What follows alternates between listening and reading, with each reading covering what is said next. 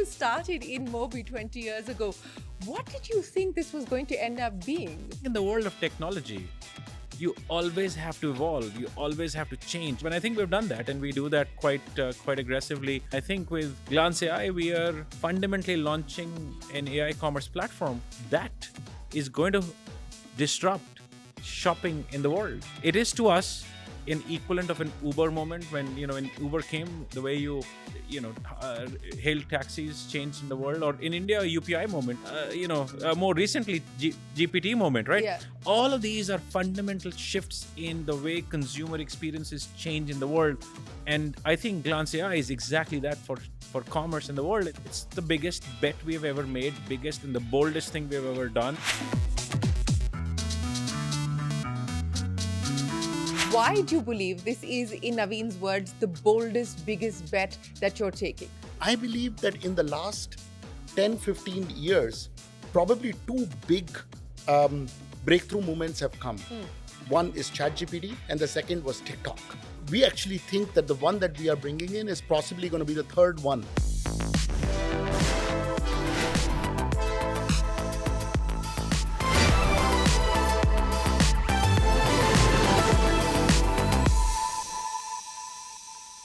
Hello and welcome to the Young Turks Reloaded podcast. I'm Shereen Bhan. The company that we're at today has been in existence not for 5, not for 10, not even for 15 years, but for 20 years. They've been on Young Turks several times over. In fact, their claim to fame way back then was that they were India's first unicorn. So I decided to do what most people are doing today, is to ask AI what they think of InMobi. And here's what I got. The top 5 facts. InMobi is a global mobile advertising and discovery platform with a reach of 1.5 billion unique mobile devices worldwide.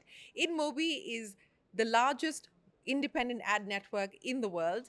And finally, profitability. InMobi is one of the few profitable unicorns in India, demonstrating its strong business model and its ability to drive growth. So to talk about all of that, the last 20, and more importantly, the road ahead, I have with me the founders of InMobi. Thanks very much, gentlemen, and congratulations on turning 20. What a fabulous innings it's been. Naveen, I'll start by asking you, right behind you, it says, don't underestimate your magic. I mean, when you started InMobi 20 years ago, what did you think this was going to end up being?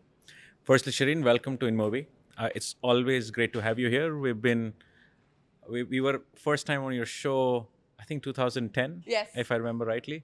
So it's been quite a journey. It's very exciting time for us right now. I think it's an exciting time for the world because artificial intelligence is bringing about a tectonic change, just like internet did about 30 years ago. And I think we're living in a world right now where these shifts and these changes are very real. And we feel very proud because I think what we have done is we have been able to embrace this change very rapidly as a company. And we announced the launch of Glance AI, which is one of our most formidable bet we have ever made in the last 18 years of our existence. And we think that is a sign of a company that remains a startup.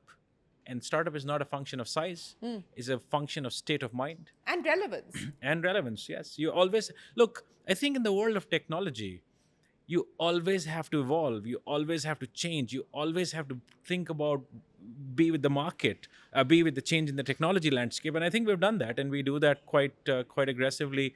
It requires us as a company. It requires us to be bold. It requires us to really go for it. And I think with Glance AI, we are fundamentally launching an AI commerce platform that is going to disrupt shopping in the world.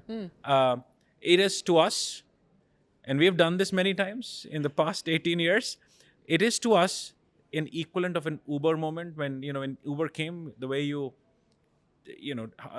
hailed taxis changed in the world, or in India, a UPI moment when UPI came, we just changed the way we did transactions, or more recently, GPT moment, right? Yeah. All of these are fundamental shifts in the way consumer experiences change in the world. And I think Glance AI is exactly that for commerce in the world. It's going to change the way world shops. And so It's the biggest bet we've ever made, biggest and the boldest thing we've ever done. And we just launched this in 140 countries. So very excited. Congratulations Thank you. on this big launch. But Abhay, let me talk to you about this because the beta was actually in the US and that's where you're essentially based. Why do you believe this is, in Naveen's words, the boldest, biggest bet that you're taking?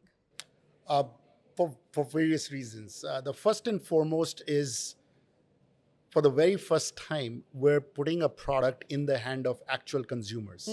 And a consumer that is it has a lot of choices, a consumer that has a very short time span, and a consumer that truly has a lot of options to be looking at things. And frankly speaking, there is really no scaled AI application. If you think of all the AI applications today, you think of course, Google applications, ChatGPT, Perplexity, Facebook, Instagram, all those things. But what other AI application exist? So in fact, we are so incredibly excited to be launching this for the consumers across the world. And I believe that in the last 10, 15 years, probably two big breakthrough moments have come. One is ChatGPT and the second was TikTok. And we actually think that the one that we are bringing in is possibly going to be the third one that can actually take the consumer by storm in the way we are bringing the shopping to the world. And in the US, look, we've been in the advertising business. Yes. Consumers have love or hate relationship with the advertising. But when you go to a consumer and show your glance AI avatars and see how they can look aspirationally, I have possibly never gotten as much accolades as I'm getting from my friends and family and investors. And the other day we had an investor in our office in San Mateo, and I showed him his own avatar, and he immediately said, "Can I just take this picture and forward it to my own wife?" Now that's a moment that you never experience, and that's just amazing what we are seeing here. But let me come to you now. The decision to actually bet on shopping. I mean, you guys know advertising. You've been doing the ad tech business for 18 years now. Why the decision to foray into shopping and try and disrupt shopping? I think shopping, in my opinion, is the most natural human indulgence. That's how I see it. We are also a very young company. A lot of our product and thought process is influenced by how millennia, Gen Z are behaving these days. And if you think about shopping and even fashion, everything, it has evolved last 10 to 20 years. Apparel is also, I believe, something very personal, which has not been addressed for last 20 years. The search is broken, the discovery is horrible, it doesn't put user in the center of it. So what we felt, what AI has done is, it has done two things. First thing, it has dropped the bar for complex things. You can actually do a lot because of this. And at the same point of time, it has raised the expectation. So what we have done in Glance AI is we try to do both, and we try to solve problems which I believe, as Naveen said, riding taxi is solved, payment is solved. Shopping is still the way I used to do in 2000, You still go to the site, you still don't find anything relevant, you end up buying something, returns are crazy process, we all go through that. So I think this is just the right problem, and we had the right solution for all the pain that it's associated with. Well, speaking of the pain, how fashion forward are you now feeling, Piyush, at the end of all of this, of putting this together out in the market? I was saying this to someone that I hate shopping. I'm not a fashion conscious person at all, because I would go to Amazon and Flipkart and it'll just recommend more and more blacks and blues and the boring stuff. This is the first time when I looked at myself through Glance AI, and I felt, hey, I can look good in pink or green, and yet you have chosen black and blue again. tomorrow when we launch this to the world, I will be in a color. There'll be a whole new you, is it? It'll be a whole new me. It'll be a future me, a more handsome me, hopefully, a more fitter me. So it's actually inspiring. It's inspiring me to be fitter, to look better, to look younger. So I think that's what Glance AI is doing. And many people, my wife said, I never thought I could look good in brown, so let me go and buy some brown. So I think it's very, very interesting in the way it's evolving. And more than fashion, I know you talked about fashion, at the overall level, the purpose of Glance and InMobi is to really inspire users to become a better version of themselves, a future you, a more confident you, a more fashionable you, a more healthier you, right? I think that's what it's doing. And that mission, that purpose to do this from India globally is what is a matter of big pride for all of us. So that's what is. And that's interesting because I don't know how many people know this. I mean, at least those who are perhaps looking at starting up today may not know that they were always positioned as not a made in India story, but a made in India for the world story. That was the InMobi story from the start. I mean, today everybody's talking about making in India for the world, but that was a very conscious choice that you guys made at the very start, Naveen. Yeah, absolutely. And I think it's the same bet we made this time also, which is we are leveraging artificial intelligence for the first time, bringing intelligence in commerce. We have created a foundation model for commerce, but that foundation model for commerce is a global model. So if you think about this, we are tuned and trained to think that we can write software, build products on which, and now train models on which the world would run.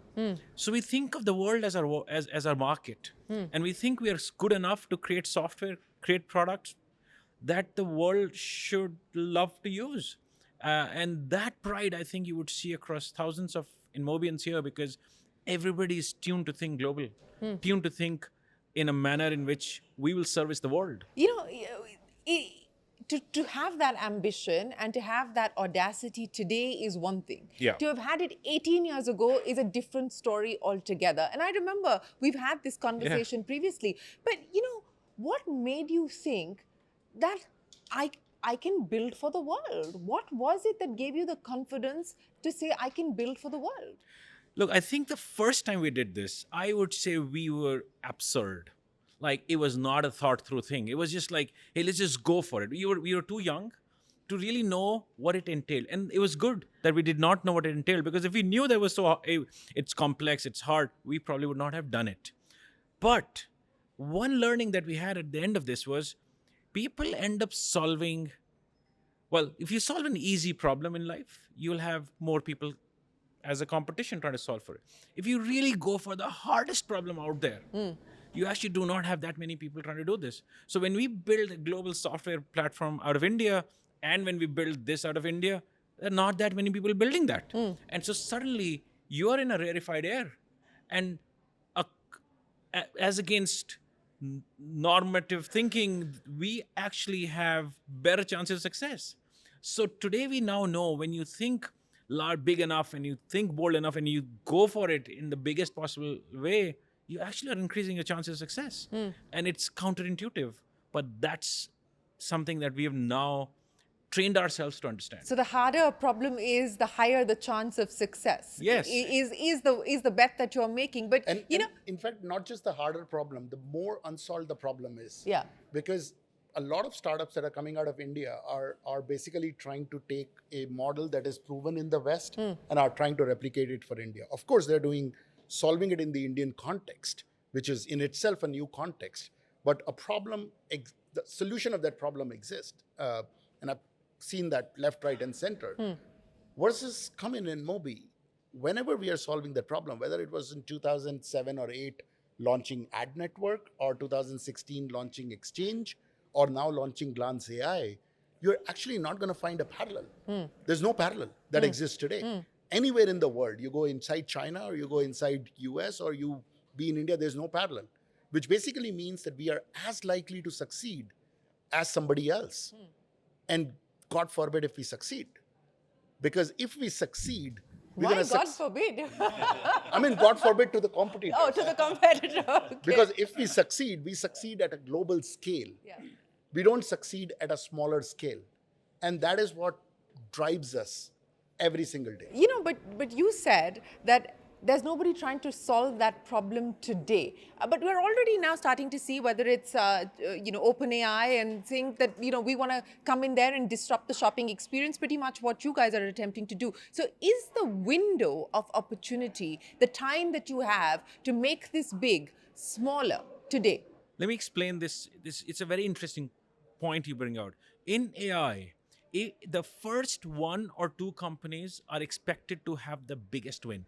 Okay. Now, why is that? Because the model that we just talked about that we've launched, it's a self-training model.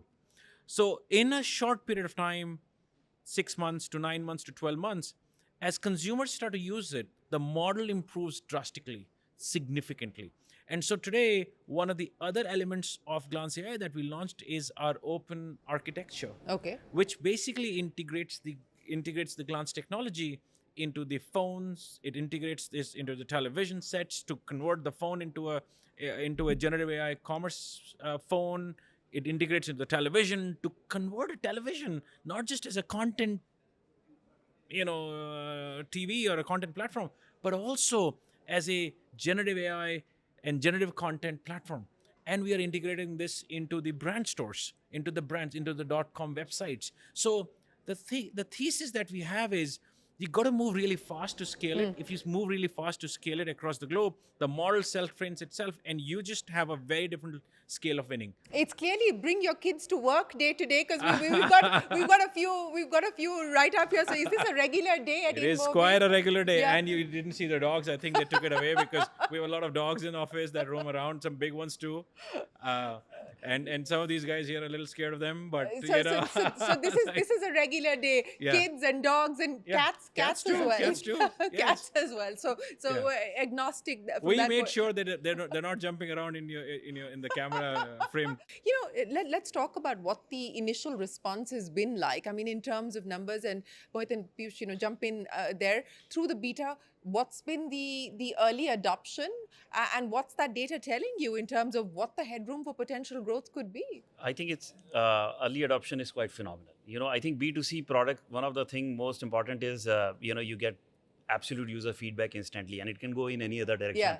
And especially something as complex as fashion, it could be a disaster or it could be a hit. Yeah. So we all had goosebumps, when we started testing with our own friends and family, because sometimes, they can be easy on you, but sometimes they can be very brutal on you as well. Yeah. And I was absolutely amazed.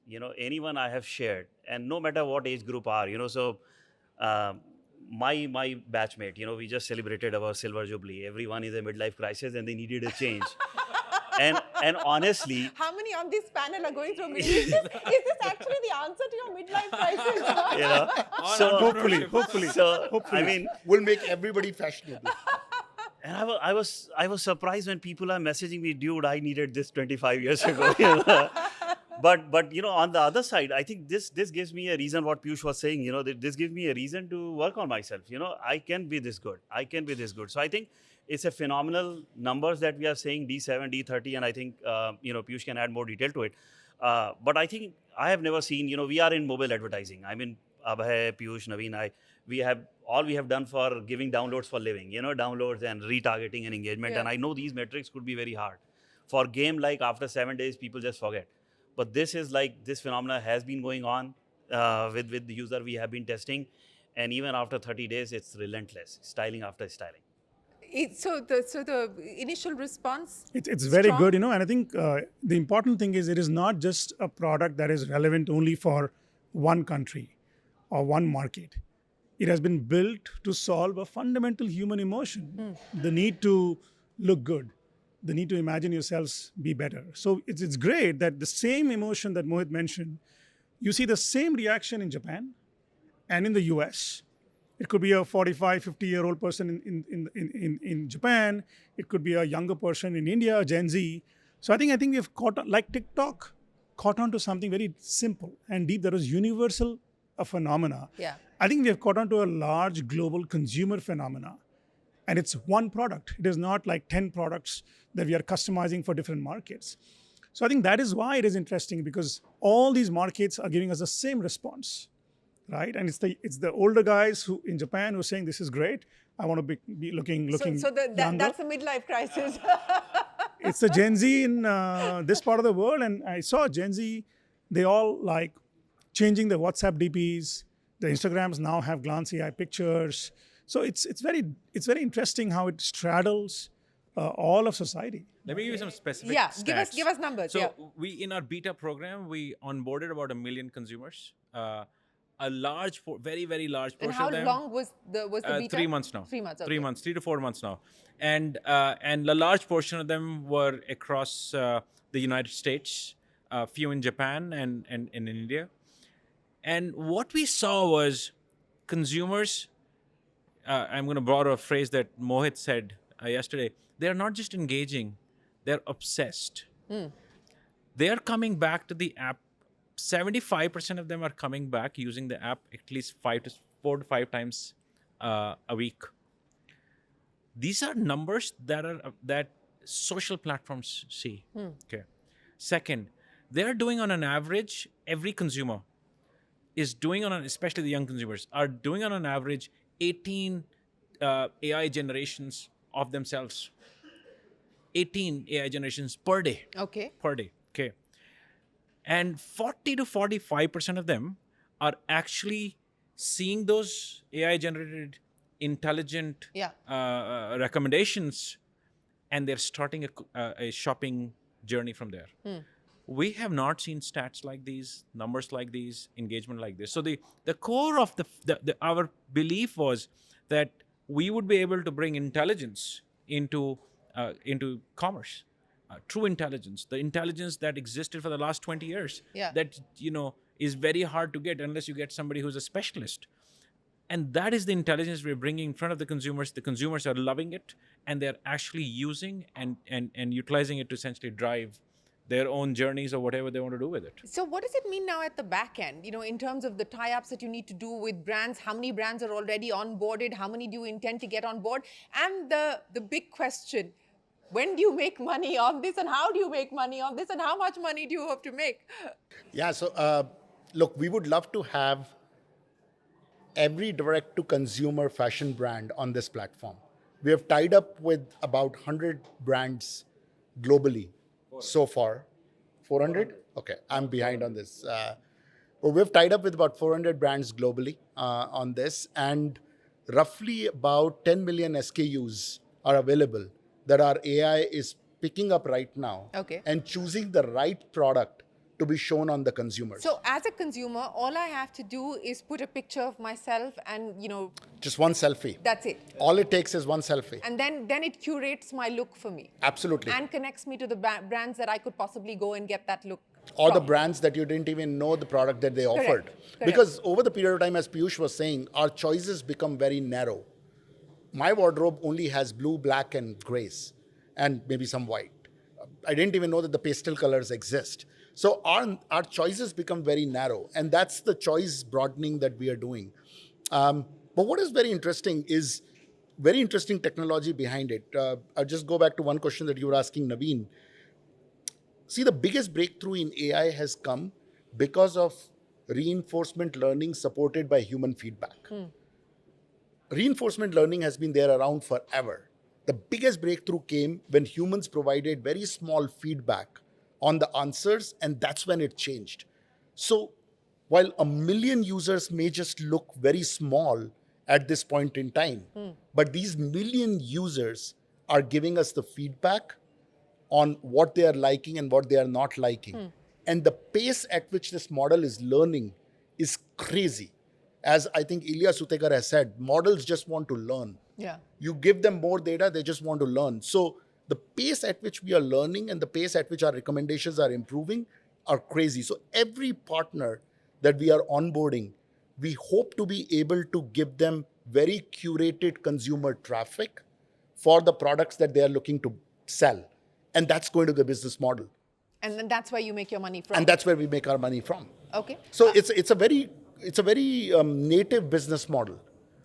There's no advertising here. A consumer gets what they want, and the merchant gets what they want in a very seamless, collected manner, with nobody feeling like they are seeing an ad. Well, which is not necessarily great for your other business, But Mohit, what has it taken to put this together?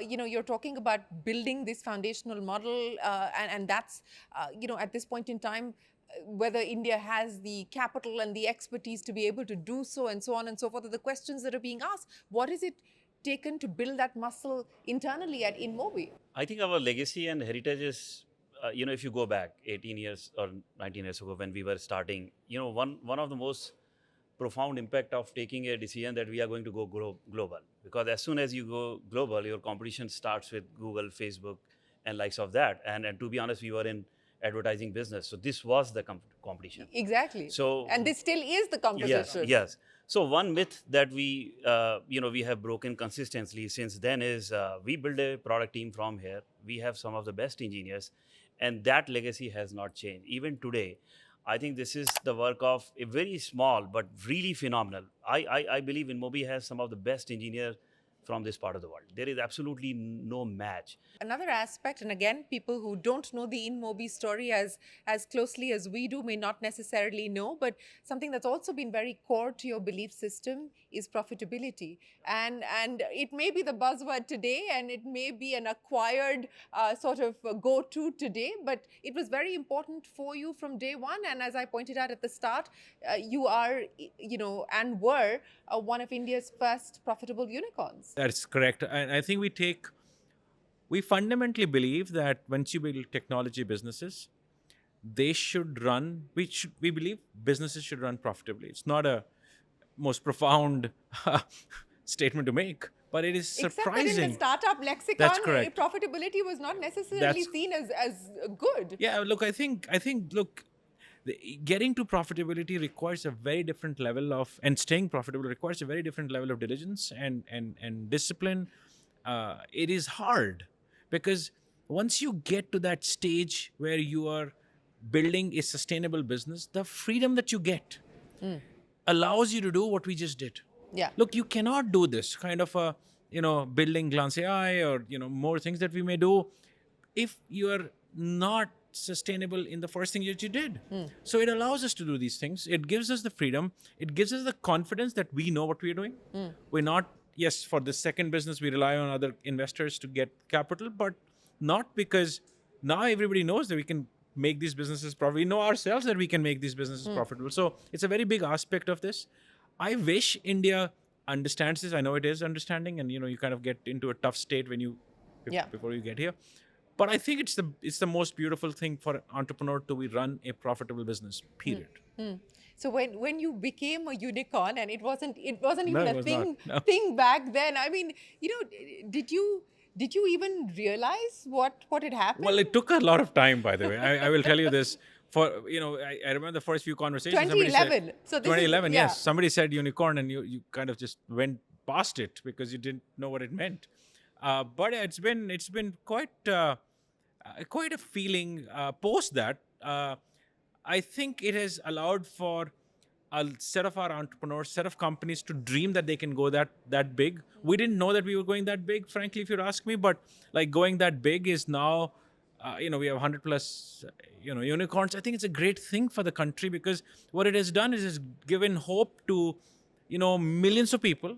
We all come from middle class backgrounds, nothing fancy, but fact that we could do this in 2011, now you have 100 plus who can do this. I think it's the hope that this country, is on to say, hey, we can make it happen. We're just happy we were the first one to do it. And one of the most proudest moment was, I think, at the 75th anniversary of our independence, the government put out, 75 big milestones for the country. And for 2011, they put this as the biggest milestone for that year as part of the 75 years of our journey. And I felt very proud because, when you do these things, you don't know that you're doing them. It's like entrepreneurship. When you build something, you don't know what you're really doing. You don't know how big it becomes. Only when it becomes big, you look back and see those things. So I think those are those moments for us. And, they will always stay. And similarly, today, when we build Glance AI, we feel so proud that we built this, as Piyush just said, we built this from India to the world, building an AI foundational model in commerce and hopefully change the way world shops. And, it makes us feel equally excited as it did when we became a unicorn 2011 or we started the company. It's the same. It's a milestone moment. It is a milestone moment. The only difference is at that time it was a smaller set of people. Today we have 2,000 people that have the same level of flutter in their tummy probably because they have all contributed to this. So I think, as I said, in the beginning, we like to maintain the fact that we are a startup because it's a state of mind and a state of being. it's a state of nervousness that you're in, and I think you got to be nervous. You got to be a little uncomfortable. What are you uncomfortable about? What are each one of you uncomfortable about today? What are you the most nervous about today, Abhay? I hope our app lasts when we have 20, 30 million people downloading it over the next few weeks and months. I just hope that our servers can last it, because the kind of numbers that we are seeing for 1 million users, if we can have 20, 30 million of those users do those kind of traffic, I think we would have arrived in the world in the way that we can only dream right now. So that's one that I'm nervous about. That's what you're nervous about. Mohit, what are you nervous about? Look, I think we are promising we will make people look good. That's a very tall order. So I hope that we'll do You're justice hoping to the AI will deliver on we that hope promise. that we'll do justice to majority of the looks, and that's what I. Piyush? I'm scared about the number of boxes that are going to come to my house for my wife's wardrobe and my wardrobe. But I think we have a great thing going, and I also feel I know we talked about India and the fact that you're the first unicorn. We are forgetting that way back, India was the land of innovators, discoverers, inventors. So we did innovate on Zero, on Ayurveda. These are all global products. Yeah. These are all global products from India. Decimal system, Ayurveda, yoga, whatever, so many more. Physics at some level. So we are only resurrecting that magic that India had for entrepreneurship at that time. And I'm proud that we are those people who are showing it can be done in a global manner. So I feel so. Well, you're building in India for the world, but are you now building a journey towards the markets? I mean, we're seeing a whole spate of companies, many of your peers who have now decided to list. Some have already listed, some are in the process of listing. Is that now the next milestone that you're working towards? I think as part of an entrepreneurship journey and as part of a startup journey, that is an absolutely the next milestone for anybody. We are clearly very keen on that, and we would certainly think about getting there, soon enough. Yeah, so we're pretty kicked about it. Actively thinking about it? Very as in like the actively, work yes. has started, or it's a conversation that you're having over chai? No, I think the conversation has gone beyond us a little bit now, so it is more. So the beauty parade is on, the bankers are in, all of that is happening. We're starting to get there. Yeah. Starting to get there, yes. But what I mean, outside of the exit option for investors, what is it that you want to achieve? What's the motivation? What's the objective for a listing? Look, I think listing is a very proud moment in general, both for the people who have participated with you till that journey, but it is also a milestone from which you have to chart a different journey in the future. For us, I think the component, the reason why we are keen and we've chatted about this quite a bit is because I think it's going to unlock possibilities of M&A at a very different scale. We think we are in the world of technology. We are well placed to be to acquire companies. But in order to do this, you want to be a public company because the currency allows you to essentially be more efficient and do those things. So that's one of the things that is fundamental to the reason why we truly want to do this, in addition to just growing and what we are doing organically ourselves. And we think the world is our market, by the way. And I think Indian capital market buying global assets has not been done as much. Tatas did that brilliantly, and it was such a proud moment when Tatas do this. And I feel that we can pull that off, and in the space of technology. So we'll see when we have to hit the milestone, and then we have to go down that journey. But it's a long frontier that I think we're going to embark on. So what's the broad timeline that you're working with at this point? I think it's there, hopefully soon. Hopefully soon is as far as you're going to go on this. But, talking about this global aspiration, or the fact that you want to cement on this global aspiration by doing, could be large ticket M&A, globally. What would be the spaces that you would look at? Will it be in the ad tech space? Will it be in the AI space? I mean, what are you hoping to use the M&A route to get to? There are three spaces which I consider, and possibly maybe only two of them need the capital. The one can be pretty much done by us ourselves. One is, very small but niche technology acquisition, because we are sitting with a remarkable scale ourselves. So I can bring in any platform that is in the need of a global scale, put onto the Glance AI and scale the hell out of it. So that is one. The second is, within the ad tech space, we are already started in the omni-channel journey. From being just a mobile advertising exchange, we now do a significant amount of business on web and TV both. So we're looking at complementary players on web and TV, but players that have some sort of a technology platform at the core of it. And the last one is turbocharging this commerce aspiration of ours. If Glance AI reaches the kind of scale that we have seen in some of our business models internally by the end of the year, it is going to need a significantly large expansion in terms of onboarding different commerce partners, in terms of onboarding people that have complementary technologies. And there are a bunch of those players in the market that exist. So the war chest is getting ready, or will eventually be ready, but you have already identified potential targets. Let's just say that we know the industry well enough. You know the industry well enough, so you have your eyes on someone already. It's just a question of putting the money together, is it? It's a question of the right time. It's a question of the right time. Well, speaking about the right time, and this is something that we were discussing, when you make these bold bets, and the fact that the founders are still together and still very much hands-on and running the company, having the audacity to do that, and also then being able to onboard your investors, board, to say that, look, we believe we have the capability and the confidence to take this bold bet. I mean, how has that run over the course of the last 18 years in the way that you've had to do that engagement with other stakeholders? I mean, the four of you getting together and deciding this is what we want to do is one thing, but getting everybody else on board is another matter altogether, and they may not necessarily have always been on board. Look, I think any bold idea start with some sort of craziness, and one of us has to take a lead. Sometimes Abhay does something, or Naveen, or Piyush, or Who's the craziest amongst the four of you? Guess who? That is certainly Naveen. Half of the things he says, we really have to basically become that crazy to understand that. But look, to be honest, nothing has happened in this world without a crazy thought. People threw a stone on Galileo, and when they started talking about physics principle.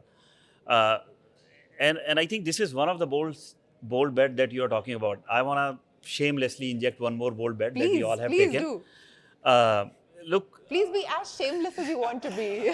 Look, I think to be honest, Bangalore is also some way, shape, and format Silicon Valley wrapped in an Indian flavor, right? It is no too different.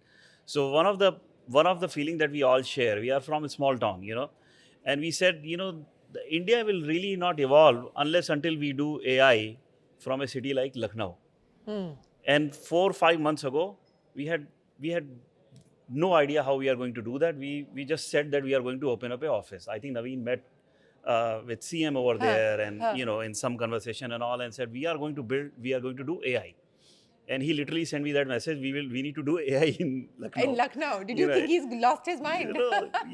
But then we have been together for 18 years, so I know there is something to it. This is an interesting word. Something can be done over there. But honestly, we are this close to have one of the, I would say, state-of-the-art tech center being open there in less than 45 days. And our people made it happen.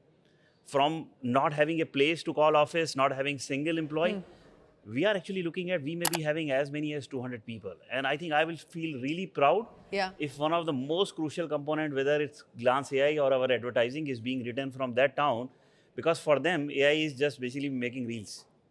When they write that code, I think we will change this world forever. And I hope we'll be the first company to do AI from tier 2 and tier 3 cities. Well, so that's really that would be a phenomenal moment. And so you decide, you call it crazy or bold, but we are going to do it. Well, we wish you the very best of luck, and we do hope that you do make it happen. But just to take off on the point that Mohit made, and again, right now the conversation in India is like, why aren't we doing deep tech enough? We should be doing deep tech. Look at what China is doing and so on and so forth. As you look at what's happening in the world, as you look at what's happening in China with, the BYDs of the world taking on the Teslas, and now in many ways, at least in terms of numbers, surpassing even a company like Tesla. Where do you believe the Indian startup ecosystem finds itself today? What are the bets that you believe founders like yourselves need to take to change the game, so to speak?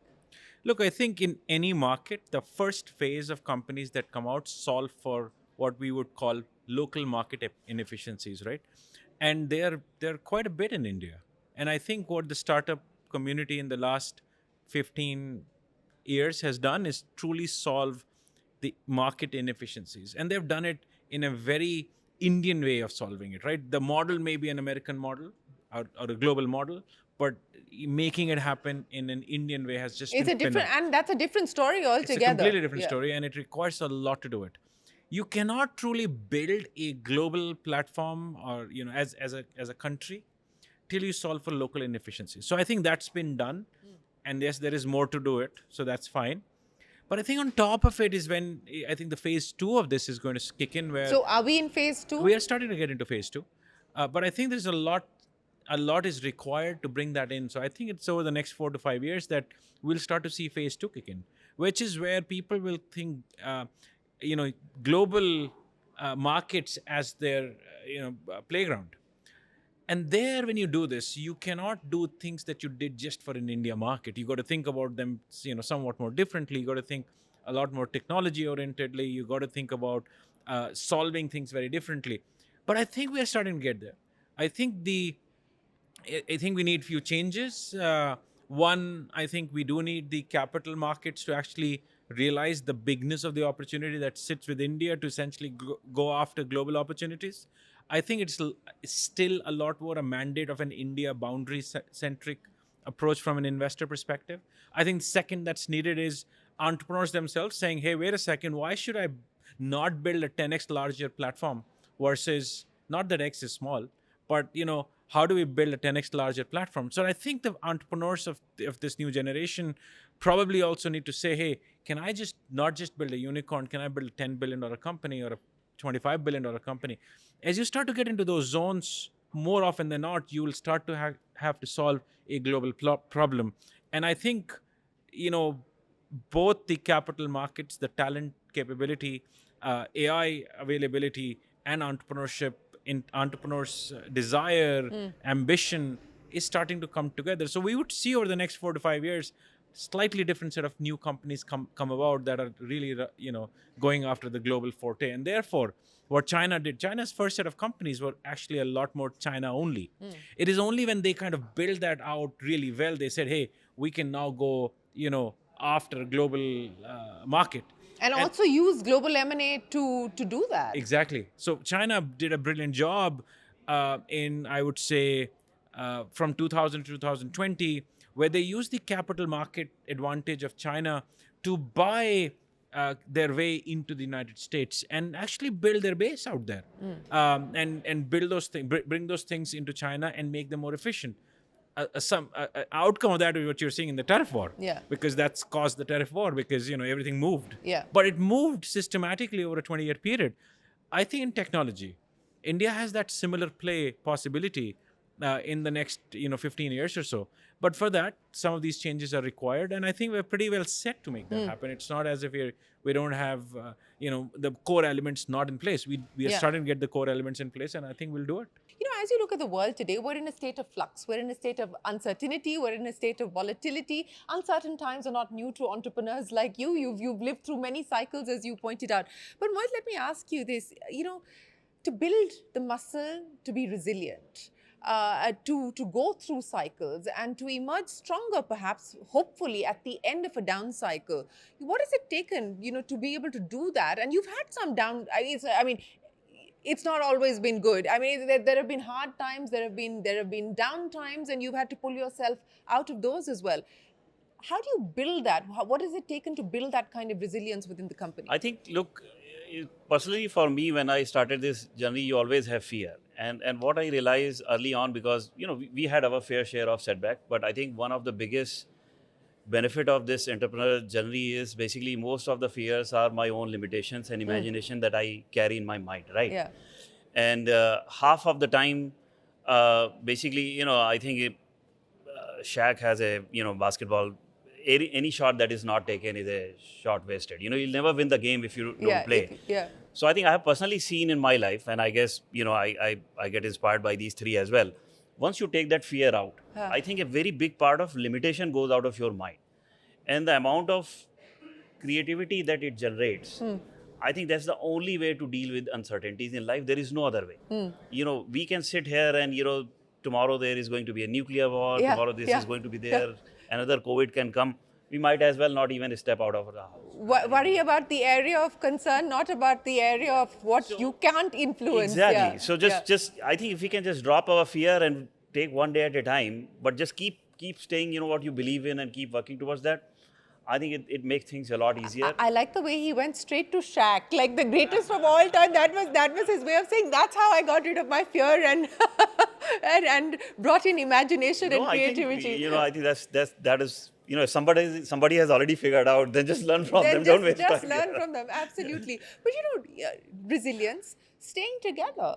And we were talking about this. Many of the successful companies that we see today, listed, unlisted in the startup ecosystem, many still have the founding team together. What has it been like to ensure that you do this together as co-travelers? Yeah, look, I think it's, we feel very proud of it, by the way, because I think just staying together, and we hear stories of, breakages, etc. But I think we've never felt it in our own journey to say, is there a breakage coming in? We never felt it. Have we had fights? We do it every day. But I think maybe the reason to stay together is because you fight about the topics that you care about on a daily basis. But that actually brings out the passion for the bigger purpose that we are all sitting here for. And that bigger purpose and that bigger passion is kind of keeping us together. And we enjoy the fact that, look, we are building something for the world from India. We're taking it to the world. We love the fact that we are making ourselves uncomfortable from time to time by launching things and going after things which are much bigger than individually any one of us. And so it keeps this whole thing, it keeps us together in a way which is just very unique, I would say. And I'm not, in last 18 years, we've never felt, even for moments, to say, hey, or this may break, so let us do something to kind of keep it together. I don't think we do anything to keep it together. We are just together, which is a very different thing because, I hear from people who say, hey, you must do these 5 things to stay together. And I'm like, okay, no, I don't know what those are, because if I had to do work to keep things together, then that means they are falling apart, which means they should fall apart. But we don't do any such thing. And we are, I'm pretty sure I can start a sentence and Abhay or somebody can actually finish it. Should we try that? Well, don't try that on a camera, but I think you can, by the way. But it's the beauty of this is we are very aligned in the purpose. We are equally passionate about the same topics. We just come at it from different perspectives. That never breaks things. Actually, that brings it together. And one other thing that I may say, I think over the period of time, Shereen, what has happened is we probably figured out our complementary strengths. I think the biggest breakages come when 2 people either have the same point of view or 2 people are going at it with the same type of action. Like, for example, if I personally speak for myself, I just love being in depth. I just love grinding away to getting an outcome.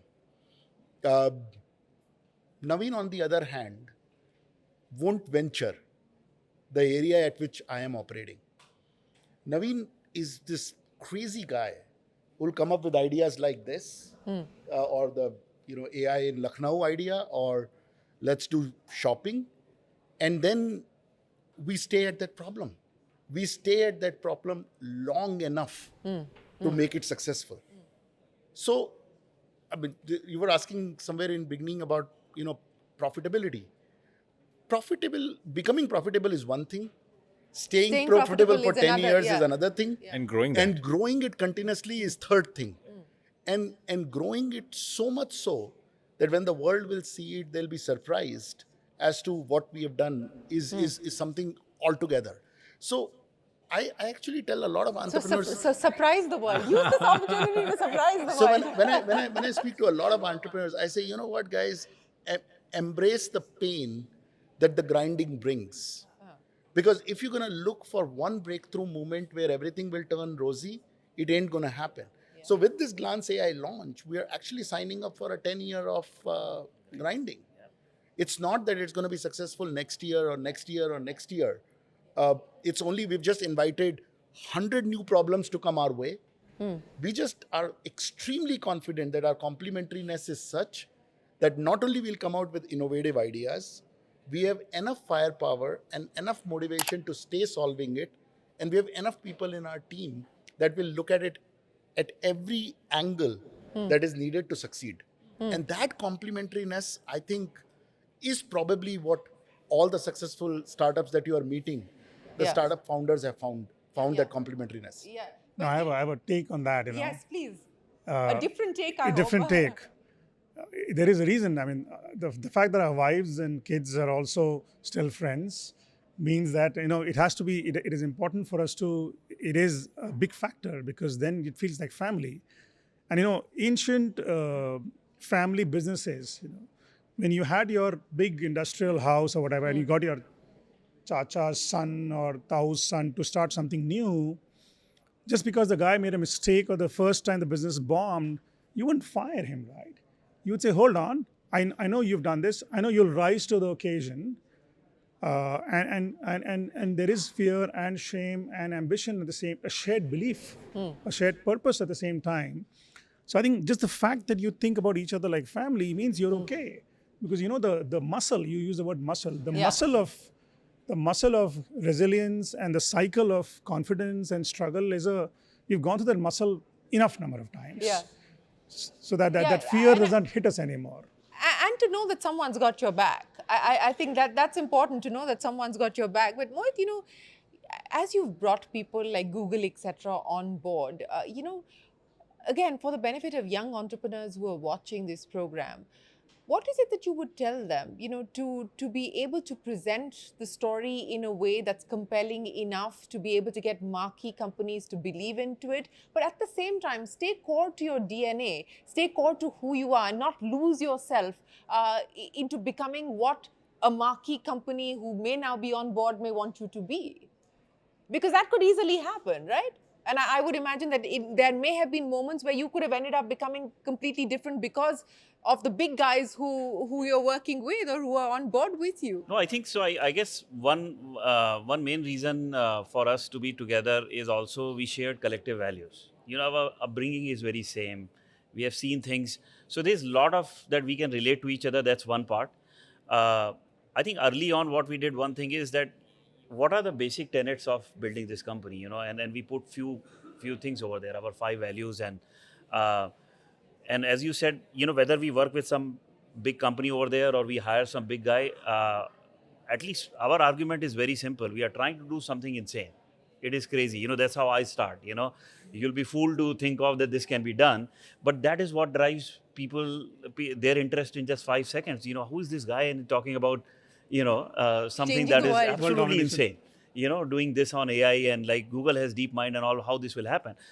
But I think institution, they can only create a structure.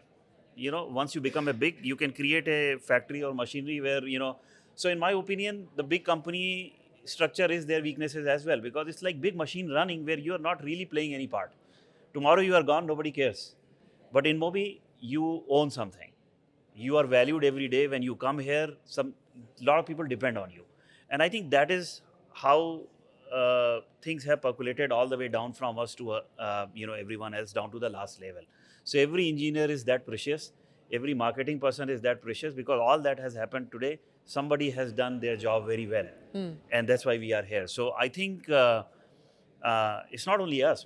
Our employees are with us we have people completing 16 years. And they were my first hire. Forget about founder and employee relationship. They're my friends. I go and smoke with them. I call them. If I don't see them for 4 hours, what are you doing? He said, nothing. Let's go downstairs. That's withdrawal symptom of a yeah. whole other kind. So I think if it's that fun, then, the challenge and fear, I think they don't have a place in that. No, I understand. But, again, to have conversations with investors, to have conversations to say, look, this is the path we intend to follow. And sometimes they agree, sometimes they may not agree. And I'm sure you've had moments in the last 18 years where you've had to do some tough talking. Yeah, look, I think at any point of time, any of these, non-linear steps that we have taken, starting with the first one, I still remember like, hey, we will be a global company. That was 6 months into our play. That was not a norm, right? It seems pretty okay today. Yeah. And I remember how much we were shivering. It was, the first 6 months of running a company. Like, I don't know what will happen, but I think we should put it in there. And how old were each one of you like again? late For those 20s, who are watching, late 20s at that 20s, point of time. But at that stage is like, okay, I don't know whether they'll agree. I think they'll throw us out. What if we get fired? Right? We had all these things, and of course they said no. Of course they said no. But I think we stayed at it because we truly believed in it. And I think it is important to, I think Mohit mentioned this just now. People are okay if you are crazy, but you stay at it. Abhay was also mentioned, you got to stay at it. People are not okay if you come in with saying, okay, I am doing this because somebody else has done this. That's not okay. Like, people are looking for originality, your conviction. Not a conviction based on somebody else or something else. Your conviction to say, I think this can be done this way, and you only change the world when you have a conviction, and you're riding on that conviction to go and change something. Yeah. So Glance AI was equally, Glance in itself was exactly that journey. It was not an easy conversation, and not at all an easy sell internally. But, we kind of kept at it, chipped at it. We kept their concerns in mind to say, hey, we're not going to be, overtly this and overtly that. But it is a pretty sizable part of our story today than what it was nothing 7 years ago. Yeah.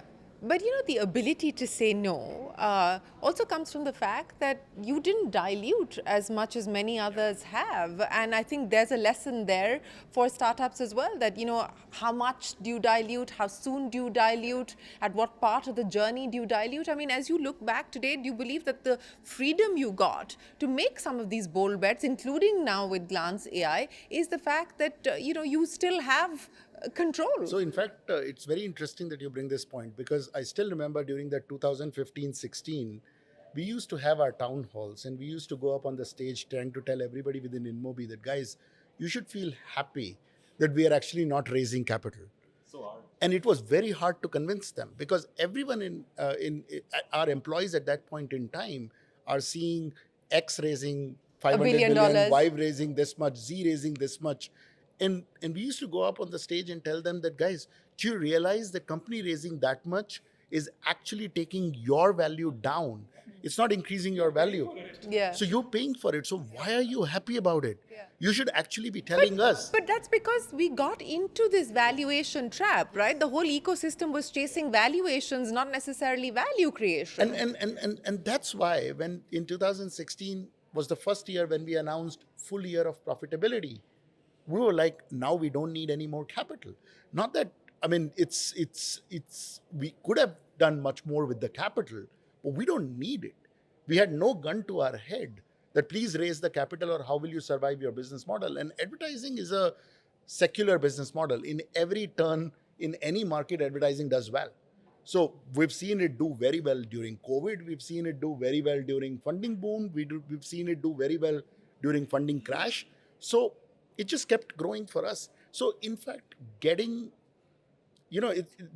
we probably got separated from boys. We became men during that period of time, and many other people are going through that journey right now. But once they become profitable, once they don't need capital for survival, I think there is a very interesting relief that as an entrepreneur you feel, and then you don't lose that. Like, God forbid you ever come back to negative again. Yeah. Just you stay can there. you can be actually innovative once you get profitable. You can be actually more risk taking once you're Yes. profitable. Yes. It is a misnomer to say, hey, once you're profitable, in trying to keep it profitable, you will be risk You averse. stifle No, it's actually innovation, not yeah. the case. It is exactly the opposite. Like our best moments have come from the day we became profitable, Exactly. because we were just like so confident about our own selves that the fears dropped. You could say, I could do this. Or what if it fails? Well, we won't let it fail. We know how to make it work. So I think a lot of those things work in our favor, and I think that's why the financial discipline clubbed with the fact that you could be very bold and innovative is. So at a group level, when do you expect profitability? I think in less than a year. Less than a year. Less than a year. Yeah, Piyush, you wanted to say? No, I was saying that we have innovated and done the boldest bets in our worst times, in our toughest times. That is the skill or the tough part. It is one thing to do it when you're flush with cash and lots of money and incubate 5 businesses. Now that 2016-17 period, that is when we did 2 acquisitions. That is when we incubated Glance out here. And 2017 we turned profitable. So I think it just took that level of boldness in the toughest times when the chips are down. Yeah. And thank God for people around us who stayed with us when the chips are down. When the chips are up, it is easy. Yeah. So I think I really shamelessly want to thank those people, because that's what matters. Yeah, that is what matters. Since we're talking about tough times, how superstitious are the 4 of you? I believe in equal measure. Yes. Who's the most superstitious? I don't know about that, but I'm very superstitious. What are you I'm pretty most superstitious about? No, how can I talk about that? Why? Because the minute I talk about the superstition, then that is a bad What is the bad one thing. thing that you almost always do when it's a big day? Like today, Well, what did you do today? Well, we did Havan in the morning Okay, at that's the not a office. superstition, That's not a though. superstition, Yeah. but it's just these are rituals that you kind of carry out to say, Yeah. hey, we must do it together. And by the way, we did it together, everybody in the company. So it's one of those things we do, and I'm pretty sure there are a few Like, more. do you have a pair of socks that you always wear? Come on, give us one of the. I used to have it, but then we failed, so then I've dropped it. I used to have like a jacket that I would wear. Okay. Till 2018-19, and then 2 or 3 things failed. And I was like, maybe that's not, the jacket's the issue. So I took that off. jacket's the issue, jacket's is the it? issue, not me. So I took that off. But I think each one of us, like, you're so what you're trying to do is so difficult, that you want everything to be right. So even if there is an iota of superstition somebody tells you that should exist or whatever, don't cut your nails on that day, because that could just mean, and so you don't cut the nails on that day. Like, it doesn't really matter. I can cut it the next day.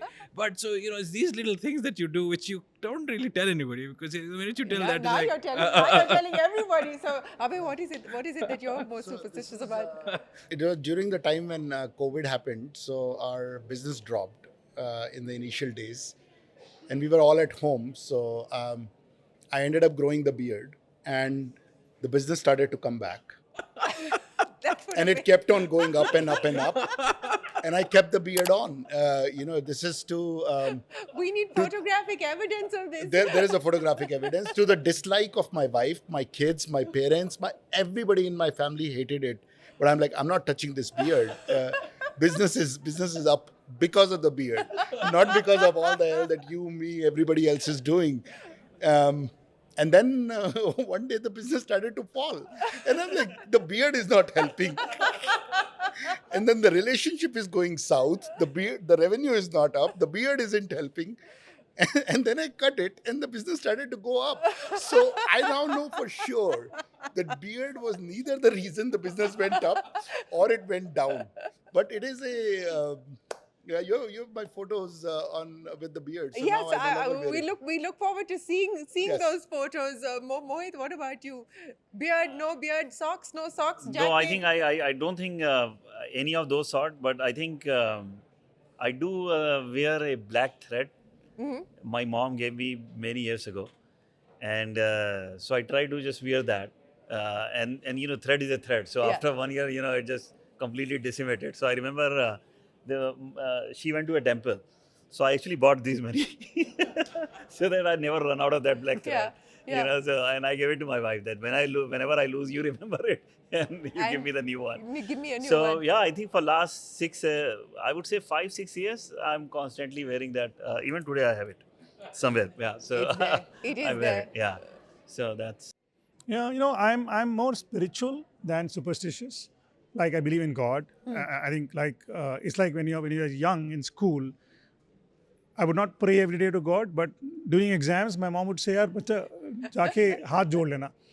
So I did that at that time. Even today, I went to God and Yeah. holded my hands. Yeah. So I think it's just a higher grace that you all need at times, because at the top it's lonely. Yeah. So how do you go beyond that? And there's Yeah. only grace out there. So I think there's something deeply spiritual about also how we are connected, Yeah. how we have evolved, how we have understood ourselves deep within and each other. And there's something cosmic about it. I believe in past life, future Really? life. Have you tried? Have you tried regression? Yes. You have. I mean, yes. And I feel there's some connection to how These guys. to these. I mean, there's a wacko story know I have. these stories? I'll not talk about it. We have never been told the story. No. It's coming on What is- camera. what is the story? What's the story? Back to the connection of India as a land of explorers and merchants.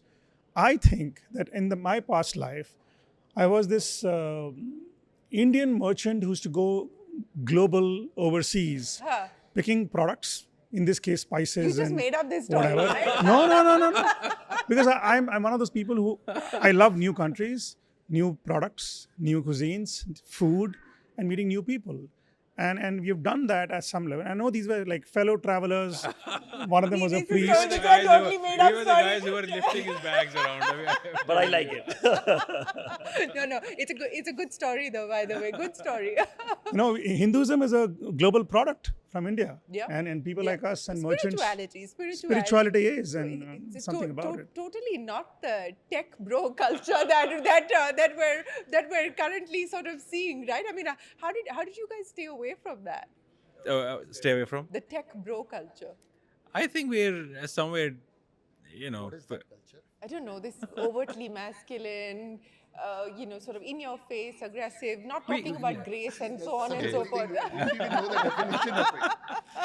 I think if you look at our backgrounds, we all come from, I think Mohit mentioned this, we all come from from backgrounds which are very middle class.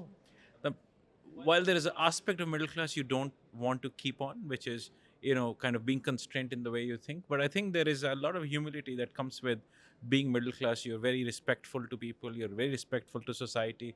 You're very respectful to, thankful and grateful to the people around you. There are a lot of those things. You're frugal fundamentally. I think a lot of those elements have stayed with us. We've not necessarily grown out of our middle class approach of life. Yeah.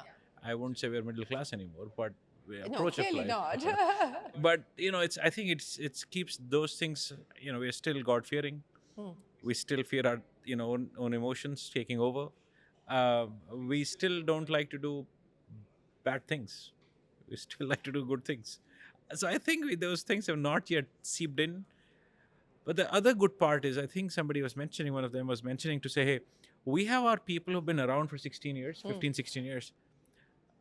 They also keep us honest because they know where we were and where we are today. Yeah. So there is a systemic approach to keeping us honest, and there's no way we're gonna. I don't think we're becoming tech bros.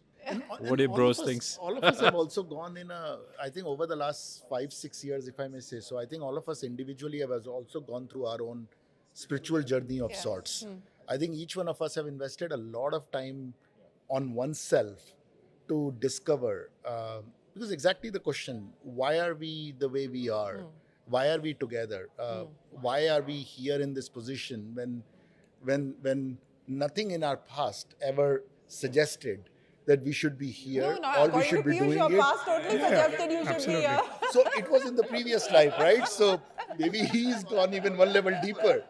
But I think it's a very calming thing when you accept the fact that a lot of what is happening to you is really not because of what you are doing. You are only a means to do things. There is maybe The a vessel. bigger plan and Yeah. a bigger objective. Yeah. And once you start believing in that, then you dissociate with your actions and the outcomes. Yeah. And I never picked up Gita. I read Gita about 3-4 years ago. Okay. And that book just changed me. We used to have Gita Sar in our house Yeah. since I was born, but never could feel it the way I've embraced it now, where we now take even bolder actions, not fearing the outcome. Because in our Nishkam karma yoga. because in our hand is only the action. There is really nothing else in our hand. So that's why just take it, dissociate with an outcome, and keep moving ahead. And then these relationships are the one that I am holding. So yeah, that's I think each one of us have gone through the journey individually. Yeah. Which has, if anything, it has only brought people more close Okay. than far. Okay, so now we're going to do the test of each one of you completing the sentence. So phase two of InMobi. I'm going to start with you. Phase 2 of InMobi, what is it going to mean? Phase 2 of InMobi is a very bold play both across our advertising business and in Glance, leveraging a lot of AI, a lot of technology. We are really going to go and with both of our products, change industries. Abhay? We are reimagining the ad tech in the AI first world way. And again, that has never been done before. It is certainly something that we would do, just like the way we are reimagining the commerce with AI. You would see a different version of ad tech with AI over the next year or so. And that would be, again, a new world altogether for us. I think what Abhay is saying is today advertising is always about I pay some money and I get some user or something back. What we are going to do is basically we are just going to take the pay and get download versus, hey, I will always get you the right user. I will always put what you have, what the proposition you have in front of the user who can actually care about it. Once you do that, the advertising is quite natural. And then, the proposition of measurement and everything goes away because every transaction is natural. I think phase the 2. final word. I think phase 2 is going to be living and reliving our original belief that we can be a world-class tech and product company from India and build something that is very consumer out and live that purpose that we started both Glance and InMobi with and be that big, be the first company that's doing both B2C, consumer and B2B enterprise in a global tech-first and profitable fashion. Well, there's plenty of insight here for those of you who are watching on what it actually takes to take big, bold bets, but what it actually takes to also create sustainable businesses, not just for India, but for the world. And this is going to be an interesting one because, as you pointed out, world-class tech company, hopefully servicing both B2B enterprise customers as well as B2C. And that's going to be something to watch out for. But thank you very, very much for joining us here on Young Turks Reloaded. We hope that you continue to hold space for each other and we hope that you deliver with Glance AI and hope a little bit of the magic that you're estimating is delivered for the consumer and of course for the company as well. Thanks very much and we wish you the very best of luck. With that, it is time for us to wrap up this edition of the Young Turks Reloaded podcast. From all of us here on the team for now, goodbye. Thanks for watching. Do stay tuned.